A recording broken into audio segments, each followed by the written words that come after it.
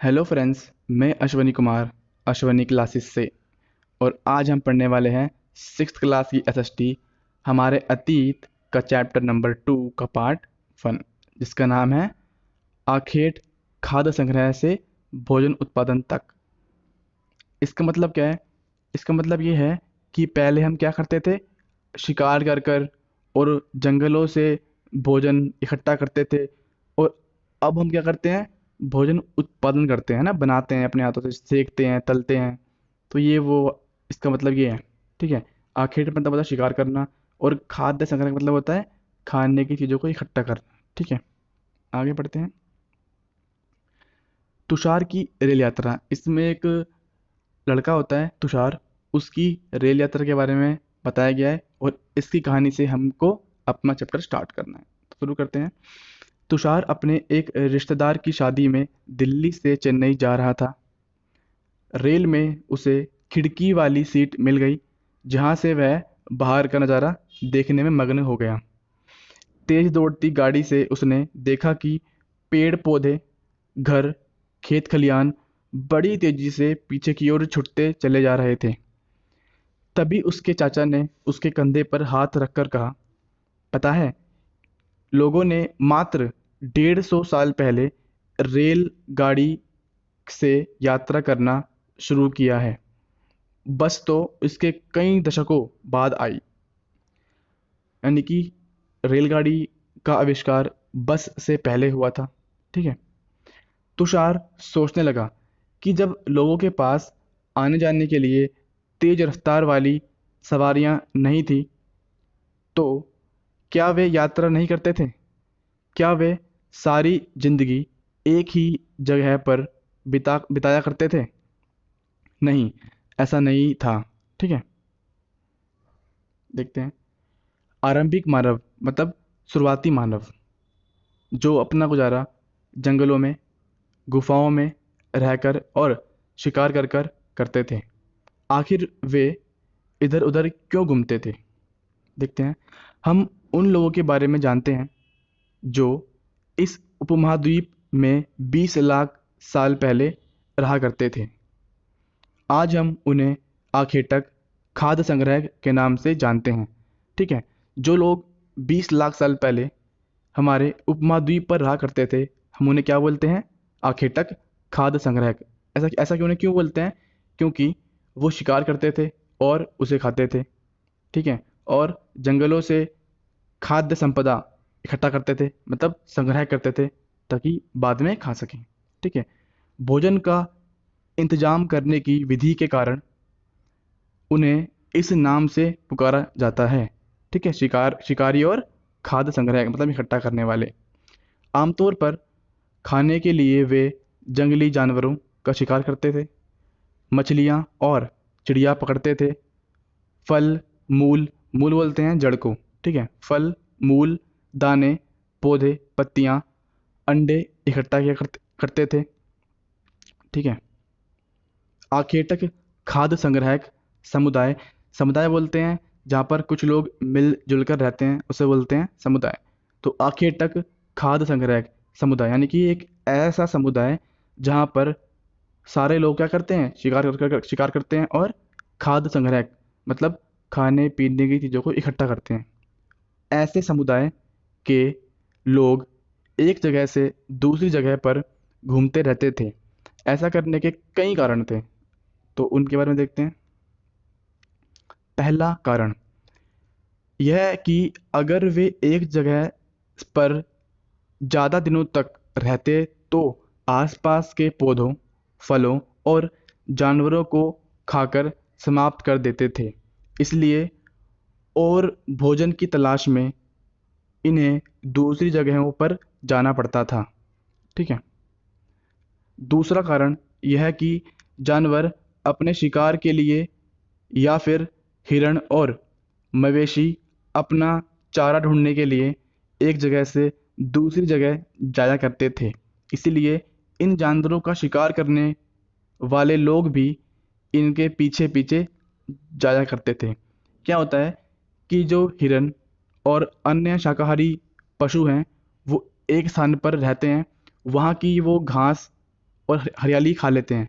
उसके बाद वहाँ पर खाने के लिए कुछ बचता नहीं है, तो ये जानवर एक जगह से दूसरी जगह पर चले जाते हैं जहाँ पर अधिक हरियाली होती है। और इसी वजह से जो वहाँ के आखेटक लोग थे, आखेटक और खाद्य संग्राहक, वो भी इन जानवरों के पीछे चले जाते थे। ठीक है। तीसरा कारण क्या है?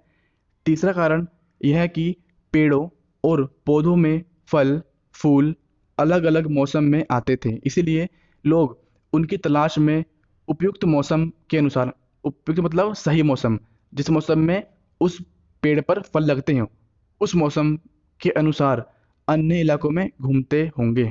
ठीक है। और चौथा कारण यह है कि अपनी सॉरी पानी के बिना किसी भी प्राणी या पौधे का जीवित रहना असंभव है है ना, संभव नहीं है, मतलब असंभव है। और पानी झीलों, झरनों तथा नदियों में ही मिलता है। यद्यपि, जबकि मतलब होता है यद्यपि, ठीक है, यद्यपि मतलब क्या होता है? जबकि। तो यद्यपि कई नदियों और झीलों का पानी कभी नहीं सूखता। कुछ झीलों और नदियों में पानी बारिश के बाद ही मिल पाता है, इसीलिए ऐसी झीलों और नदियों के किनारे बसे लोगों को सूखे मौसम में पानी की तलाश में इधर उधर जाना पड़ता था। ठीक है। क्योंकि कुछ ऐसे भी तालाब और झीलें होती हैं जिनमें बारिश पड़ने के बाद ही पानी आता है। ठीक है, उसके पहले वहाँ पानी नहीं होता है। तो जैसे इस झील में या तालाब में पानी सूखेगा, तो जो लोग उस झील के या फिर तालाब के किनारे रहते हैं, उन लोगों को वो स्थान छोड़कर अन्य स्थान पर जाना पड़ेगा जहाँ पर पानी मिलता हो। ठीक है। आरंभिक मानव के बारे में जानकारी कैसे मिलती है, ये देखते हैं कि हमें कैसे पता है कि 20 लाख साल पहले कोई रहता था। तो देखते हैं, पुरातत्वविदों, इससे पहले चैप्टर में हम पढ़ चुके हैं कि इसका मतलब क्या होता है, फिर भी मैं बता देता हूँ एक बार। इसका मतलब होता है ऐसे लोग जो पुरानी चीज़ों का अध्ययन करते हैं, ठीक है, इतिहास के बारे में पढ़ते हैं और उसे लिखते भी हैं, बनाते भी हैं। ठीक है। और इसके साक्ष्यों के आधार पर अपने निर्णय लेते हैं कि पहले के लोग क्या करते होंगे। ठीक है, क्या खाते होंगे, क्या पहनते होंगे, कहाँ रहते होंगे। तो शुरू करते हैं। पुरातत्वविदों को कुछ ऐसी वस्तुएं मिली हैं जिनका निर्माण और उपयोग, यानी कि बनाना और इस्तेमाल करना, निर्माण और उपयोग आखेटक खाद्य संग्रह किया करते थे। यह संभव है कि लोगों ने अपने काम के लिए पत्थरों, लकड़ियों और हड्डियों के औजार बनाए होंगे। ठीक है। इनमें से पत्थरों के औजार आज भी बचे हैं। ठीक है। तो जो पहले के लोग थे, उनको शिकार करना होता था, तो शिकार करने के लिए वो पत्थरों के औजार, लकड़ियों के औजार या फिर हड्डियों के औजार बनाते थे। उनमें से क्या बचा है हमारे पास? पत्थरों के औजार आज भी मिलते हैं। ठीक है। इनमें से कुछ औजार का उपयोग फल फूल काटने, हड्डियों और मांस काटने तथा पेड़ों की छाल और जानवरों की खाल उतारने के लिए किया जाता था। ठीक है। कुछ के साथ हड्डियों या लकड़ियों के मुट्ठे लगाकर भाले और बाण जैसे हथियार बनाए जाते थे, है ना। कोई हड्डी है नुकीली सी, उसको आगे लगा दिया और पीछे क्या लगा दिया, लकड़ी का डंडा, या कोई पत्थर है उसके पीछे हड्डी बांध दी, है ना, ऐसे करके। ठीक है। आगे देखते हैं। मुट्ठे लगाकर भाले और बाण जैसे हथियार बनाए जाते थे। कुछ औजारों से लकड़ियां काटी जाती थी। लकड़ियों का उपयोग ईंधन के साथ साथ झोपड़ियां और औजार बनाने के लिए भी किया जाता था। ठीक है। तो ये इसका दे रखा है यहाँ पे। ठीक है, आगे बढ़ते हैं। रहने की जगह का निर्धारण। ठीक है, देखते हैं कैसे कोई आदिवासी, उस टाइम पर रहने वाला खाद्य संग्राहक या बोले आखेटक, कैसे किसी जगह का निर्धारित करता था कि वो कहाँ रहेगा। ठीक है। रहने की जगह का, रहने की जगह निर्धारित करना। मानचित्र 2 को देखो। लाल त्रिकोण वाले स्थान वे पुरास्थल हैं। जहाँ पर लाल त्रिकोण बना हुआ है ना, वो स्थान वो पुरास्थल हैं। पुरा स्थल का मतलब क्या होता है? पुरा मतलब पुराना, स्थल मतलब क्या होता है? जगह। तो पुरा स्थल यानी पुरानी जगह जहाँ पर ये लोग रहते थे। तो जहाँ पर बना है त्रिकोण, जैसे कि यहाँ पर, और यहाँ पर।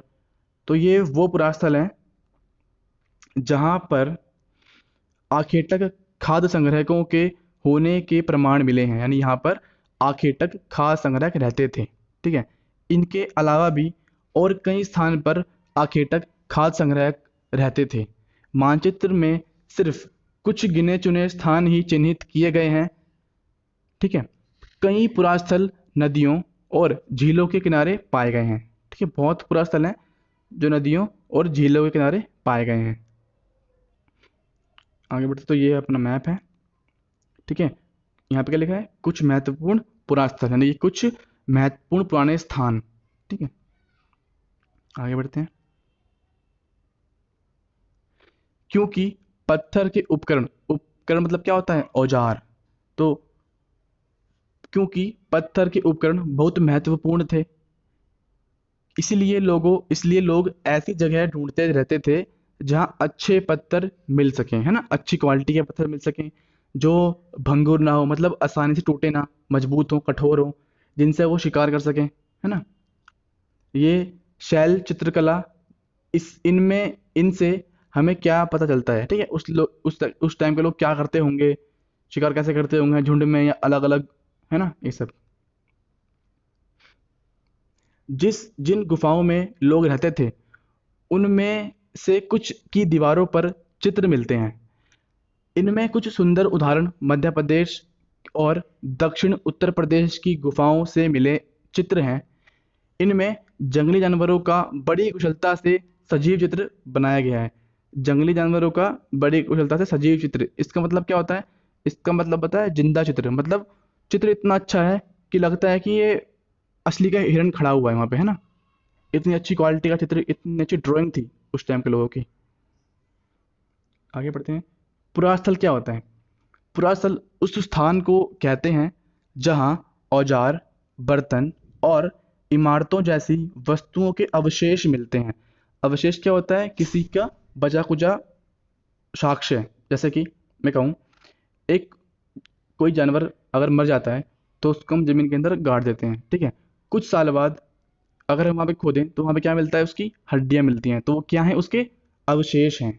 ठीक है, तो उस प्रस्थान को कहते हैं जहाँ औजार, बर्तन और इमारतों जैसी वस्तुओं के अवशेष, अवशेष किस किस के, औजारों के, बर्तन के और इमारतों के मिलते हैं। ऐसी वस्तुओं का निर्माण लोगों ने अपने काम के लिए किया था, है ना, औजार का, बर्तन का और इमारतों का अपने काम के लिए किया था, और बाद में वे उन्हें वहीं छोड़ गए। ये जमीन के ऊपर, अंदर, कभी कभी समुद्र और नदी के तल में भी पाए जाते हैं। समुद्र और नदी के तल में, इसका मतलब ये है कि पहले जो समुद्र या फिर नदी या फिर झील का पानी है वो वहाँ पे नहीं था। पहले वहाँ पर वो लोग रहते थे। पानी बढ़ने के बाद वो जो जगह है वो पानी के अंदर डूब गई, इसलिए हमको अभी वर्तमान में, यानी इस टाइम पर, वो पानी के अंदर मिलती हैं। ठीक है, तल में मिलती हैं। इन पुरास्थलों के बारे में आपको अगले अध्यायों में बताया जाएगा। ठीक है, तो अब तक के लिए इतना ही। यहाँ से पढ़ेंगे अगली वीडियो में। अगर आपको वीडियो अच्छी लगती है तो लाइक करिए, और अगर आप इस चैनल पर नए हैं तो सब्सक्राइब करें और वीडियो को शेयर करें। धन्यवाद।